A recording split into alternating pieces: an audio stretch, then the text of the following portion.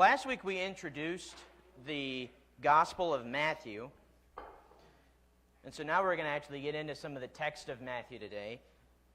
Last week we talked about who Matthew was. He was an apostle of Jesus. He was also known as Levi. He was a tax collector before he was called. And we talked about who the book is written to. Presumably it's written to Jewish readers. And we talked about what this book is, that it's a gospel account. It gives an account of Jesus' earthly ministry, which includes his death, burial, resurrection, and appearing before others. We also talked about the historical context of Matthew's day. We talked a little bit about Second Temple Judaism, and that's kind of the framework of a lot of what's going on here.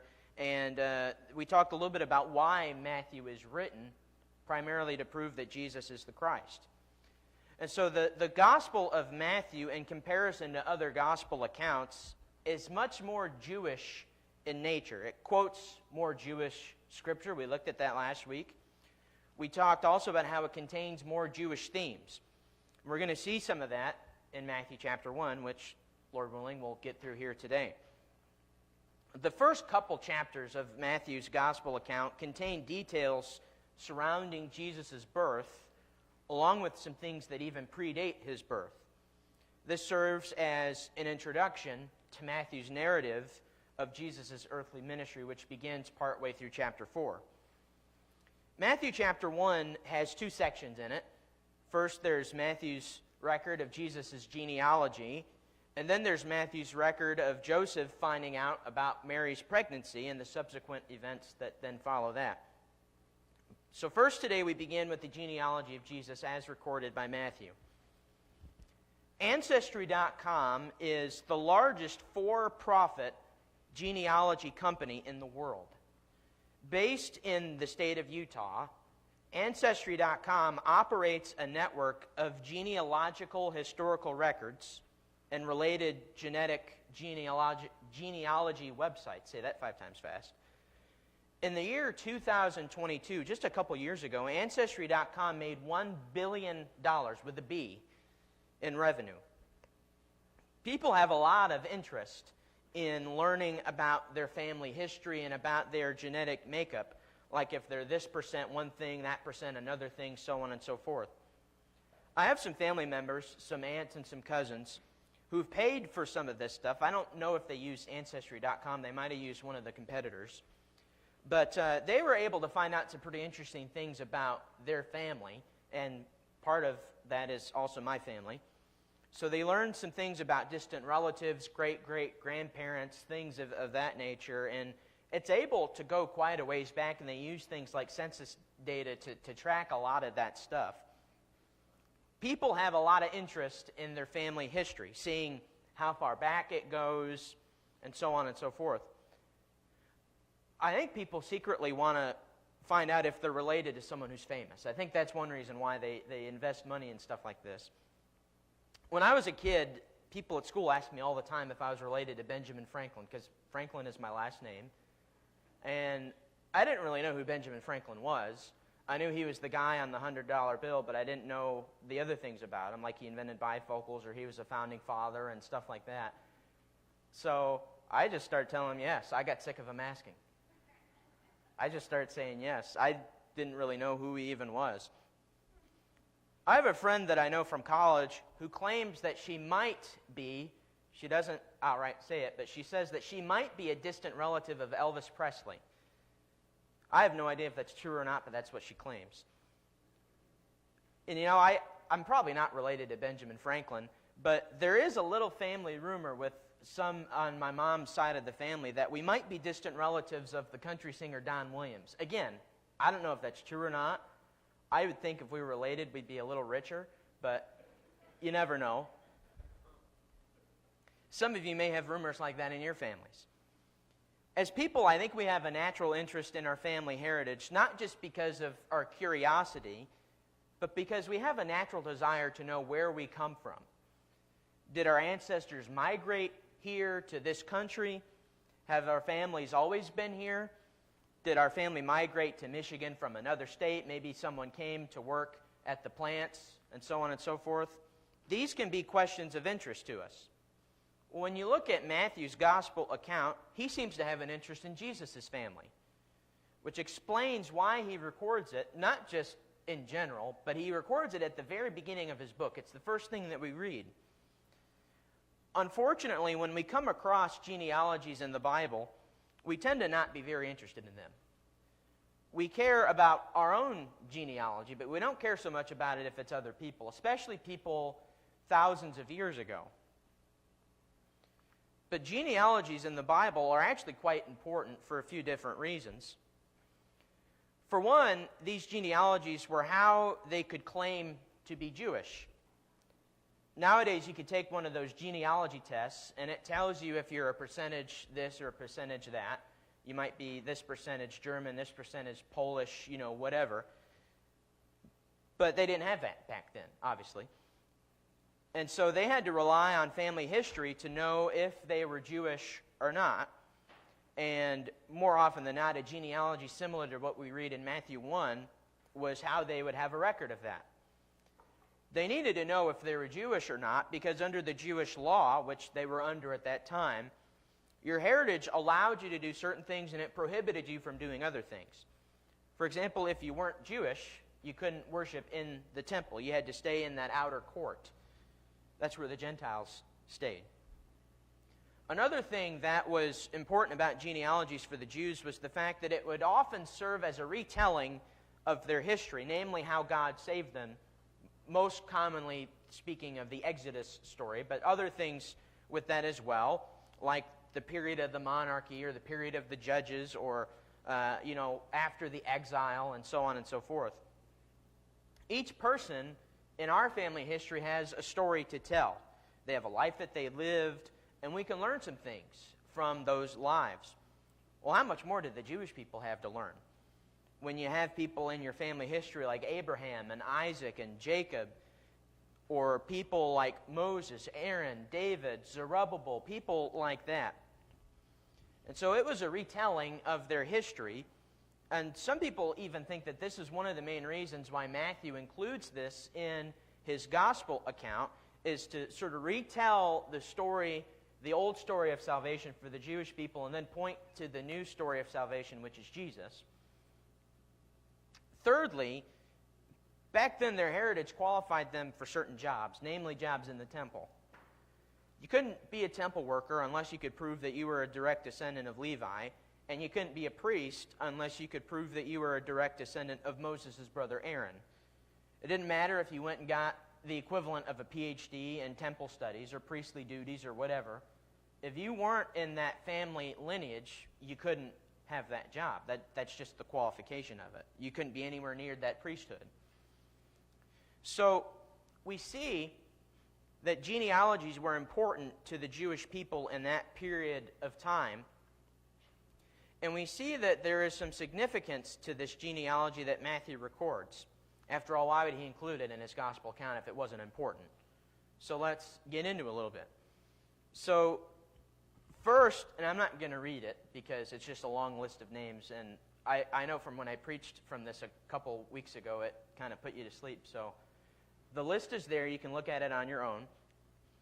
First, before the genealogy actually starts in verse 2, Matthew introduces it in verse 1. This one I'll read.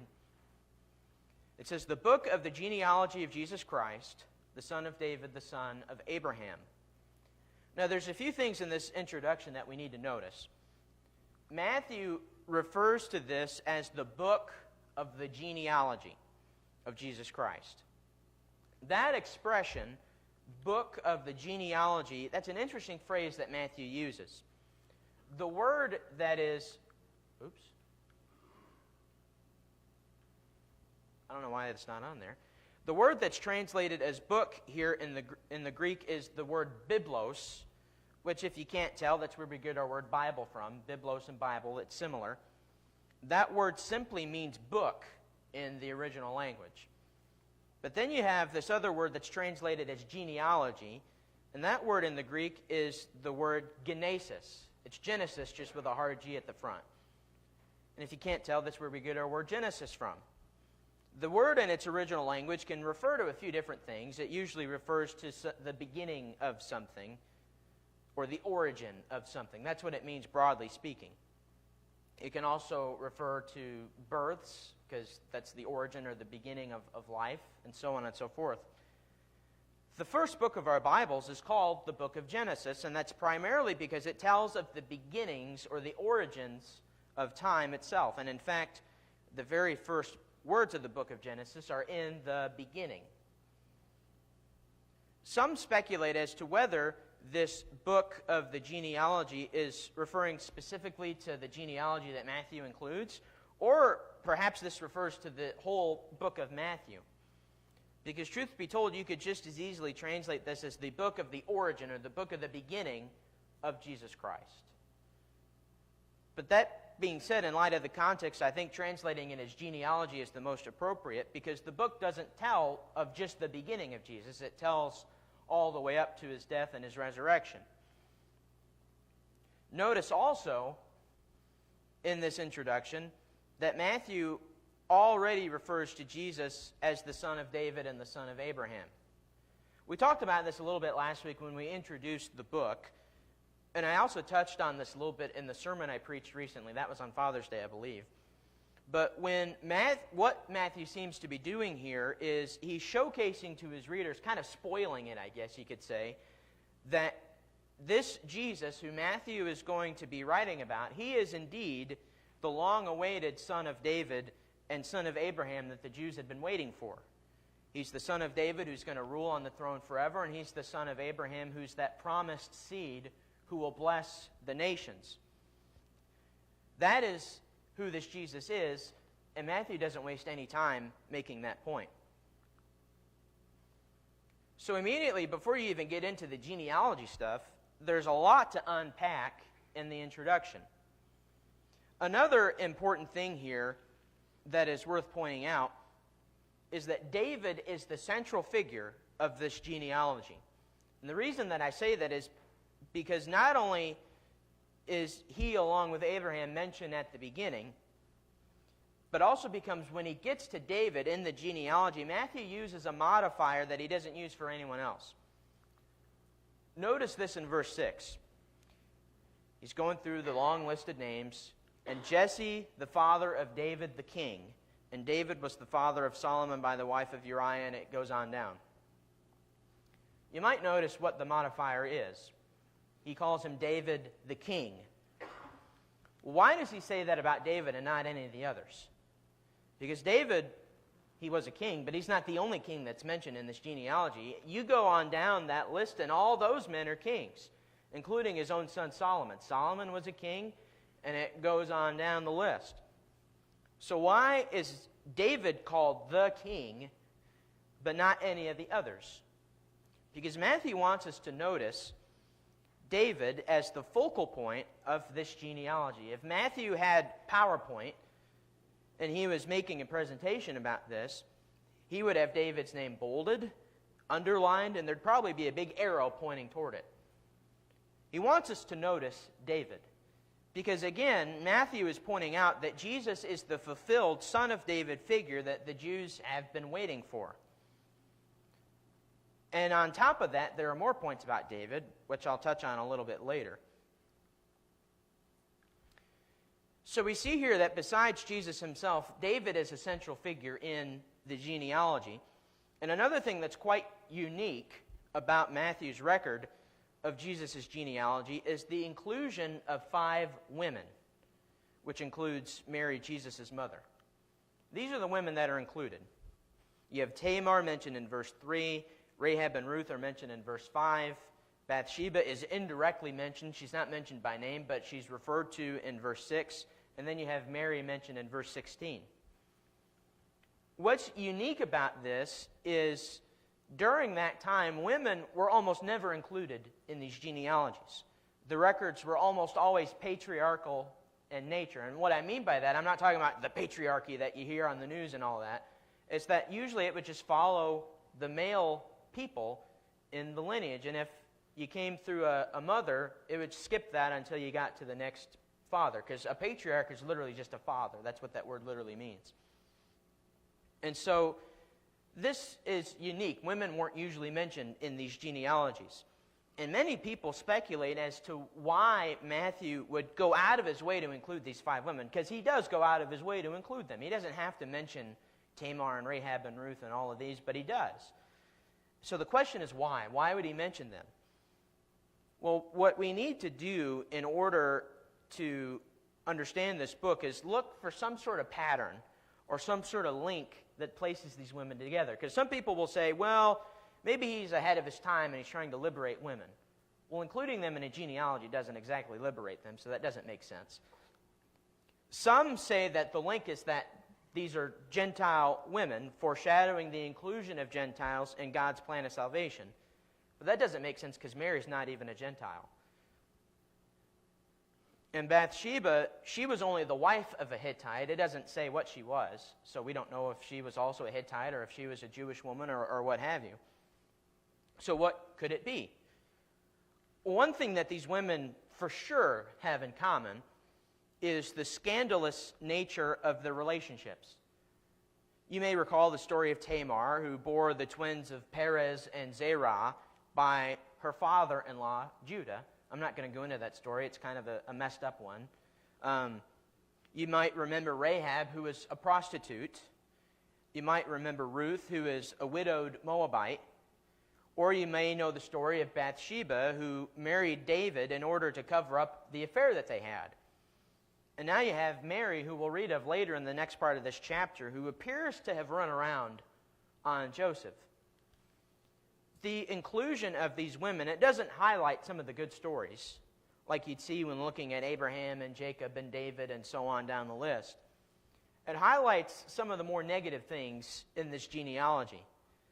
My best guess, and it's just a guess, is Matthew includes these to show that even Jesus can have some family baggage and still overcome it. That's my best guess. Finally, we come to what is my favorite part of the genealogy, is the end of it. And some of you may be saying, yeah, because then it's over. But there's something really neat that happens at the end. There's this summary statement in verse 17 with this mention of these 3 groups of 4.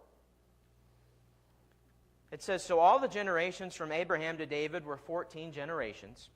And from David to the deportation to Babylon, 14 generations. And from the deportation to Babylon to the Christ, 14 generations. And so here you have these 3 groups of 14, which is funny because if you go through the list and you actually count all of the names, the math doesn't quite add up. Okay, so what happened here is the math is a little off with the counting of 14 and all of that. And so it seems like Matthew might have counted some things twice in order to make it add up to 14. So what is the significance to the number 14? Some speculate that what he's doing is showing that Jesus is more than perfect, since the number 7 is symbolic of 14, and 14 is twice 7. But I think there's something more going on here, something that we might lose in translation. In the Hebrew and also the Greek language, but we're focusing on Hebrew here, they had this concept known as gematria. And what this is where each character of your alphabet not only represents a letter, but also a number. And so gematria is where there is a numeric value that's also given to a letter in the alphabet. So if we did this in English, the letter A would be number 1, B would be number 2, C would be number 3, and so on and so forth. The number, it's kind of funny how they did it for the Hebrew alphabet, but you'll see that on the next chart that I have up. One of the things that happened as a result of gematria is words would then also have numeric value. And so you'd add up the numeric value of all the letters, and that would be the value of your word. So if you were to add up all of the numbers in my name, which my full name is Nicholas, the numeric value of that would be 261 based on how the Hebrews did it. And they did this all the time to the fact where if they thought of a certain number, words associated with that numeric value would also come to their mind. And so here is a chart of the Hebrew alphabet with each letter given its numeric value. And so the question again is, what is the significance of the number 14? what word, or rather, what name would the Jewish people associate with the number? Well, interestingly enough, David, the guy who we've already said is the center of this genealogy, his name in Hebrew, his Hebrew name, has the numeric value of 14. You have a dalet, a vav, and then another dalet, which when you add those up, it makes the number 14. You can see the equation up there. Well, that's either a very weird coincidence that his name happens to add up to 14, or this is at least part of what Matthew has in mind by emphasizing the number 14 in this genealogy.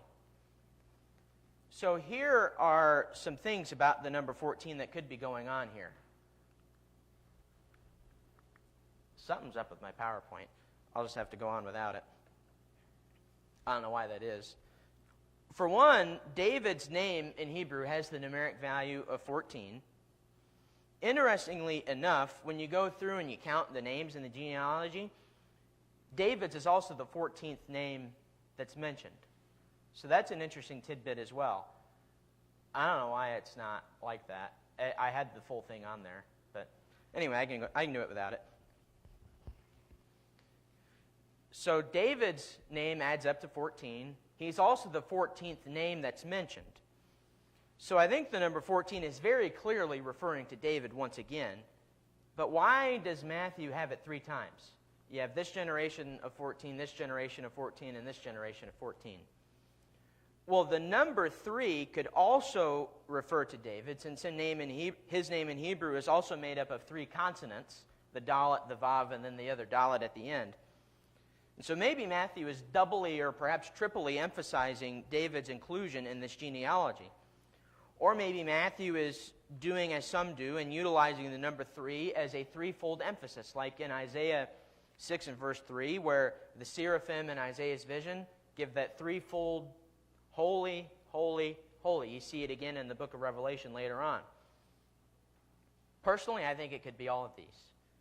I think Matthew is given a full court press here, showing us that Jesus is the Son of David.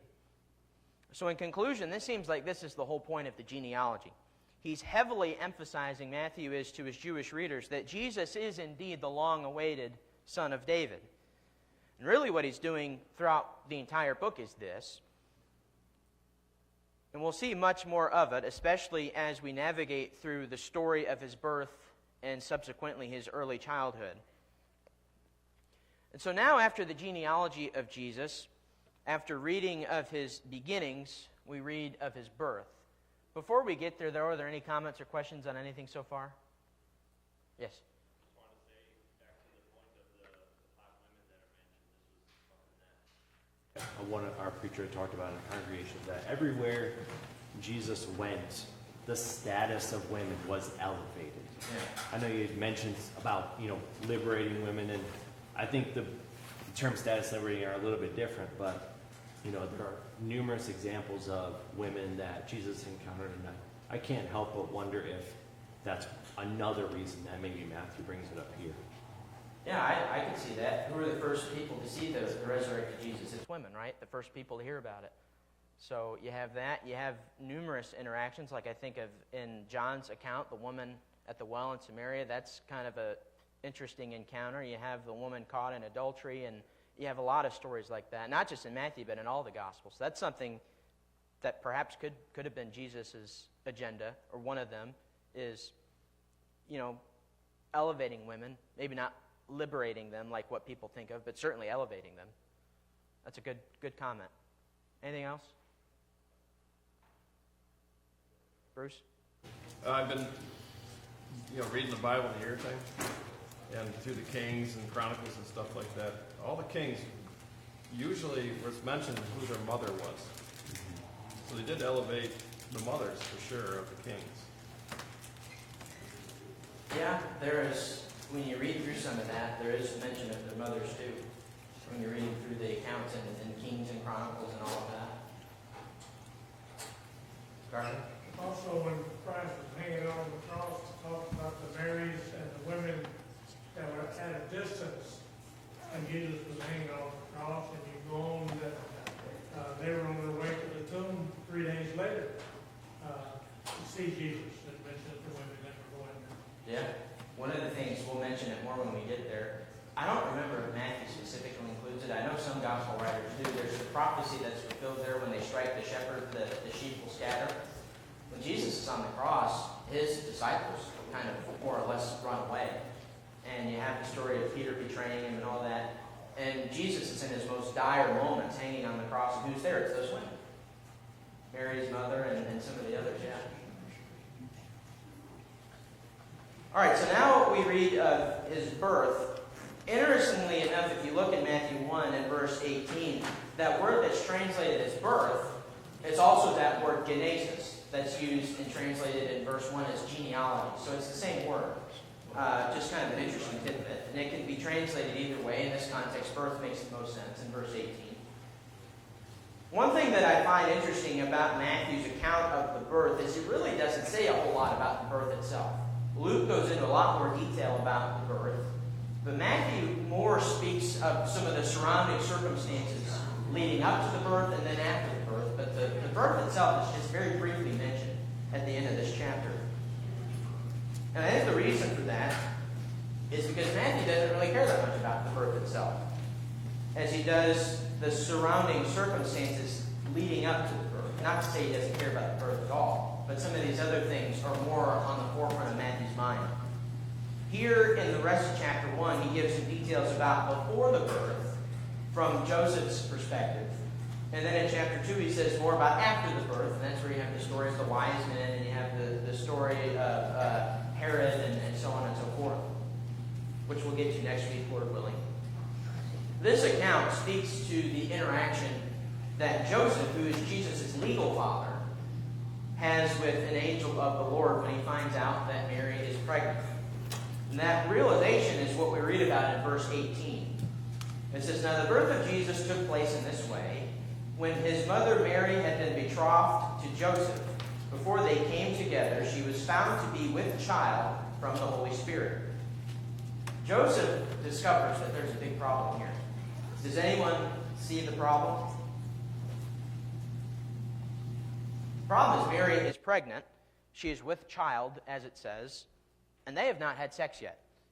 That's what it means when it says that they hadn't come together yet. And so you can see what Joseph must have thought. Here they haven't been together, and she comes up pregnant. So he must have assumed that she's run around on him and is having someone else's child. And the reason that they haven't been together yet, if you're wondering, is because they weren't yet married.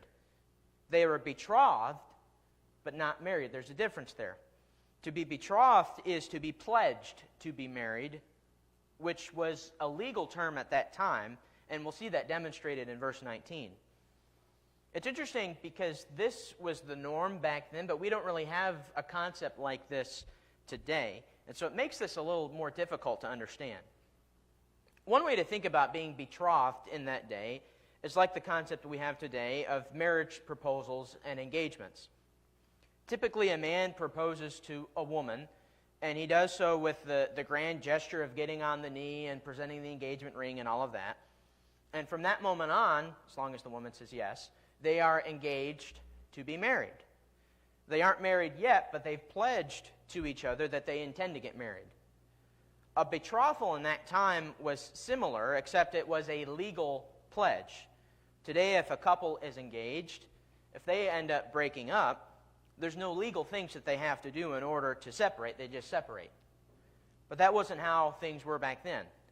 It would be like, in order to become engaged, you sign the engagement certificate, like you sign a marriage certificate today, and then later you would get married, and you'd still sign the marriage certificate and all of that. But if you split up while you're betrothed, there's still legal things to do in order to separate. We see that to be the case in verse 19. It says, "And her husband," notice it calls Joseph her husband Joseph, being a just man and unwilling to put her to shame, resolved to divorce her quietly. Notice the legal language. Joseph is not called Mary's fiancé or partner or boyfriend. He's called her husband. One version, the New Living Translation, which isn't a very good word for word, it's a little easier for more elementary readers to understand. That version does say in verse 19, Joseph to whom she was engaged to, but that's not what the text literally reads. The word there is the word that's translated husband. And again, this is a legal term. Plus, there's the mention of divorce here in this verse. Joseph is intending to divorce Mary. And the word that's used in the original language there that's translated divorce, it literally means to loose from. So how can you get divorced if you're not even married? Well, they weren't married, but they were betrothed, which was a legally binding relationship similar to marriage, from which you divorce from if you are making that separation. So that's the nature of Joseph and Mary's relationship to this point. They're a couple, but they're not married, yet they're pledged to each other legally by betrothal, and based on the appearance that Mary had cheated on Joseph, Joseph has the grounds to separate from her, to loose from her, to divorce her. But notice also the nature of the way that Joseph is going to do this. This is still in verse 19. It mentions, Matthew does here, that Joseph is a just man, meaning he wants to do right by her even if it appeared that she hadn't done right by him. He didn't want to put her to shame, so he had decided to divorce her quietly without making a big show about it. Sometimes when people get a divorce today, it ends up being quite messy, especially in the age of social media, where for whatever reason, people just love to put their dirty laundry out there for everyone to see. There's a lot of gossip and bad-mouthing that happens on top of some of the legal things that happen in a courtroom, like allocation of assets. And then you have, if there's children, you got to work out the custody and all of that. So it's very messy today. And divorce by its nature is a messy thing. And anyone who's been divorced, I think, will tell you that. Joseph wants to avoid that, not just for his own sake, but also for Mary's sake. This shows that even though he's intending to leave her, he still at the very least wanted good for Mary. If possible, he's going to leave her quietly. The word there literally means to leave her in secret so that she would not be put to shame.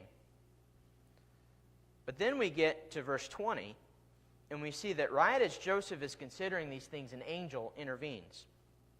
It says, "But as he considered these things, behold, an angel of the Lord appeared to him in a dream, saying, Joseph, son of David, do not fear to take Mary as your wife, for that which is conceived in her is from the Holy Spirit."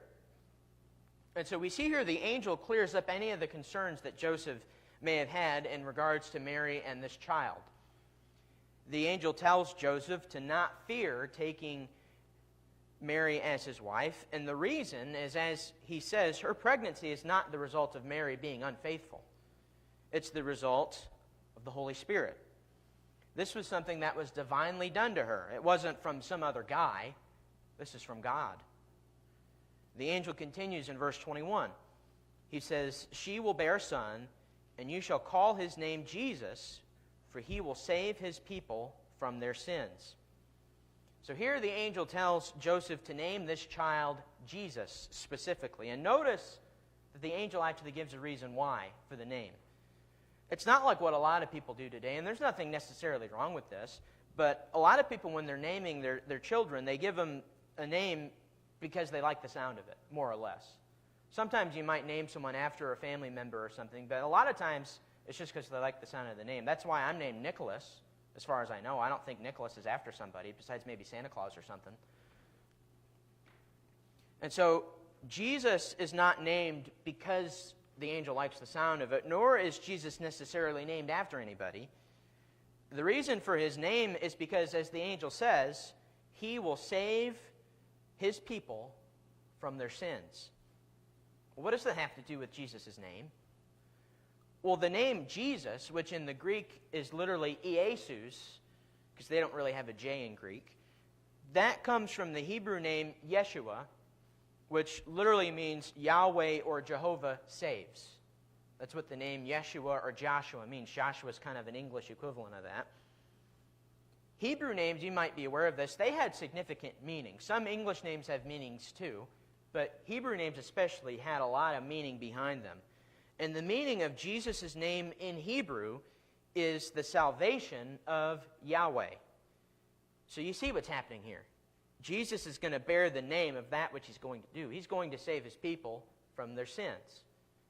And so that's why he gets the name Jesus. And then after this, we come to the first time where Matthew directly attributes something to being the fulfillment of prophecy. He's alluded to it with some of the other things from the genealogy, but now he directly ties something to prophecy. This happens in verses 22 and 23. He says, all of this took place to fulfill what the Lord had spoken by the prophet, quote, behold, the virgin shall conceive and bear a son, and they shall call his name Emmanuel, which means God with us. This prophecy that Matthew has just quoted and attributed to Jesus, one of many that Matthew will attribute to Jesus, that specifically comes from Isaiah chapter 7 and verse 14.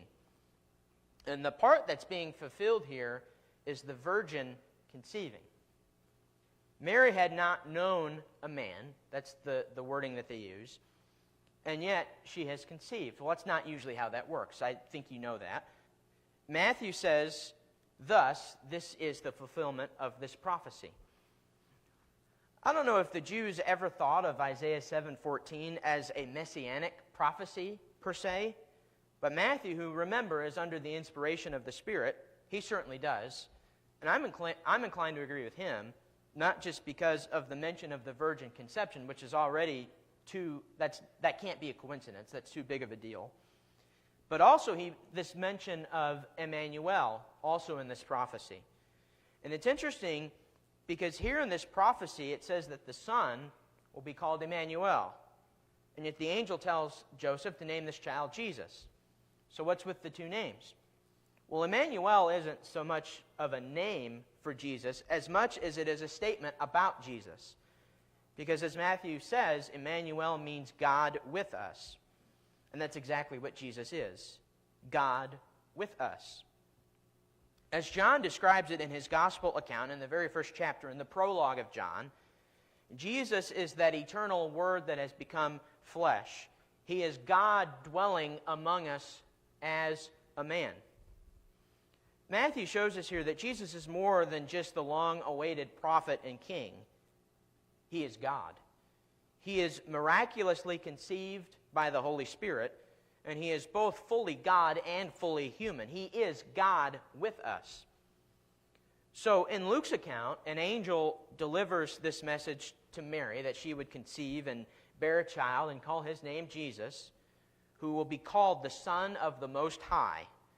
And now in Matthew's account, we see things from Joseph's perspective. And he too has an angel tell him, otherwise I don't know if he would have believed this. And so Joseph wakes from this dream. We read of it in verse 24, and we see how he responds. In verses 24 and 25, it says, when Joseph woke from sleep, because this is all in a dream, remember, it mentioned that before, he did as the angel of the Lord commanded him. He took his wife, but knew her not until she had given birth to a son, and he called his name Jesus. And so we see here that Joseph does exactly as the angel has commanded him. Joseph could have just thought this is a bad dream. Or he could have acted in defiance, because this isn't what he's planned for, right? He didn't sign up for this. But he does as the angel of the Lord told him. He took his wife,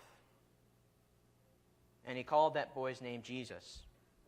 And this speaks to what Matthew alluded to earlier, that Joseph truly was a just man. That we can see, he doesn't complain, he doesn't throw any fits. He simply did as the angel commanded him. And I think that says something pretty good about Joseph. That says something good about Jesus' upbringing as well. You look at Joseph and you look in Luke's account at how Mary responded to the news. They probably turned out to be pretty good parents.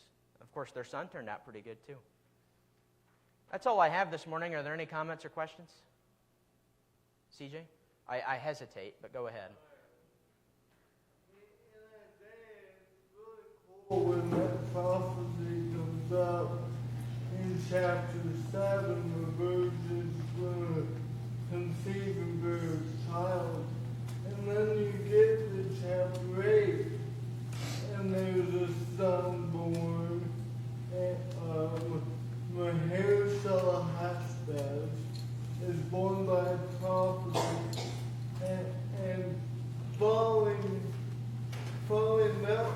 prophecy following his birth is a prophecy about the fall of Damascus, and it talks about Emmanuel's land. And then you get to chapter 9, and he says a son is going to be born, a child is going to be given. And then Isaiah 11, there's this branch that's going to come. And so, in the context of Isaiah, when Isaiah is quoting this, a lot is happening with this prophecy. There is a son, there's a child, there's a son, and there's a branch, and all three will be developed through the life of Jesus, starting with Isaiah 7. So CJ alludes, if you couldn't hear him or understand him, he alludes to the fact that there's that prophecy that Matthew quotes from Isaiah 7, and that's one of many prophecies about Jesus that Isaiah gives. And CJ listed a few of them in the subsequent chapters after that, and Jesus fulfills all of those. And one thing that's interesting that you kind of hinted at a little bit, it wasn't your main point, I don't think, but I'm going to twist what you said. Something that CJ pointed out is in Isaiah, that prophecy actually was initially fulfilled with another child that was born. Matthew does that a lot, where there's a prophecy that is initially fulfilled in one way, but then is eternally fulfilled through Jesus. It's kind of like a double entendre kind of thing, a double fulfillment. There's the initial fulfillment, and then there's the complete fulfillment, which is Jesus. And that's going to come up numerous times. Next chapter, he's going to quote the prophecy about out of Egypt I've called my son. That's initially talking about the people of Israel. That's talking about the Exodus. But then Jesus also fulfills it later on. And Matthew does that a lot. That's something that comes up quite a bit. When you're alluding to as much prophecy as Matthew does, that comes up quite a bit. Anything else? All right, thanks.